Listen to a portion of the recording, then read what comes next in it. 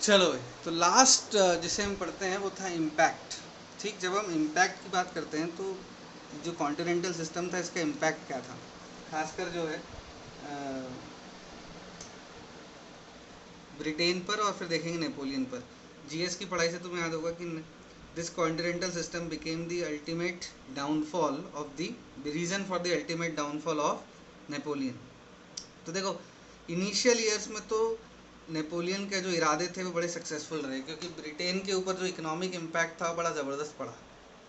Britain पे सफ़र करने लगा, उसके एक्सपोर्ट्स गिर गए, 1/3 हो गए, और ऐसा लग रहा था कि ब्रिटिश इकोनॉमी जो है वो कोलैप्स हो जाएगी। पर उसको बचाने कौन आया? अपन लोग, तो ब्रिटिश इंडियन एम्पायर।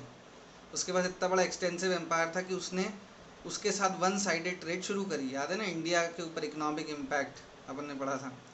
क्या शुरू किया इन्होंने? वन साइडेड ट्रेड, जिसमें सिर्फ ब्रिटिश को फ़ायदा हो। उस वजह से ब्रिटिश इकोनॉमी जो है वो किसी तरह बच पाई, नहीं तो वो कोलैप्स हो जाती। बट जैसे जैसे समय बीतता गया, ये सिस्टम जो है किसको नुकसान करता गया? नेपोलियन को। क्योंकि देखो, सारे जो राजा जिन्होंने कॉन्टिनेंटल सिस्टम को लेके माने थे, वो सब डरा धमका के मनवाए गए थे, है कि नहीं?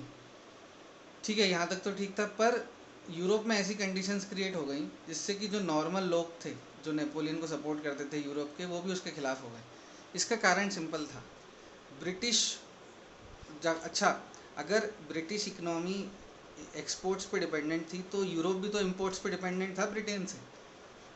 अब ये सब डिमांड किसकी तरफ चैनलाइज हो गई है? फ्रांस की तरफ। आयरन एंड स्टील, पहले चलो आज कोरोना का मामला चल रहा है तो मास्क से एग्जांपल समझते हैं। सपोज यूरोप में कोरोना हुआ और मास्क कहाँ बनते हैं? ब्रिटेन में। ठीक, ब्रिटेन में मास्क बनते हैं, और सपोज 50 लाख मास्क आते हैं हर महीने फॉर एग्जांपल। अब ब्रिटेन से आना बंद हो गए, तो अब ये 50 लाख मास्क तो चाहिए ही चाहिए। किसको? अब किसको बनाने हैं? फ्रांस को। पर फ्रेंच फैक्ट्रीज के पास इतनी कैपेसिटी नहीं है। फ्रांस 10 लाख मास्क ही बना सकता है, तो 40 लाख मास्क जो हैं वो शॉर्ट में हैं, फ्रांस में लोगों को नहीं मिल रहे हैं।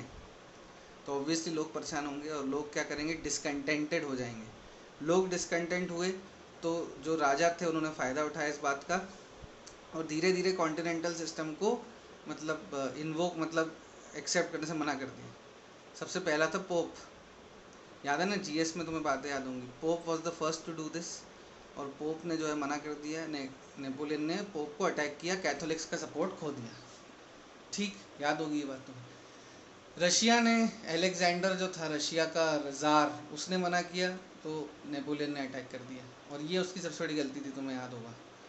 This finally led to the downfall of Napoleon, जब 1813 में एक फोर्थ यूरोपियन कोलिशन बनती है नेपोलियन के खिलाफ, और होता है बैटल ऑफ लाइप्जिग।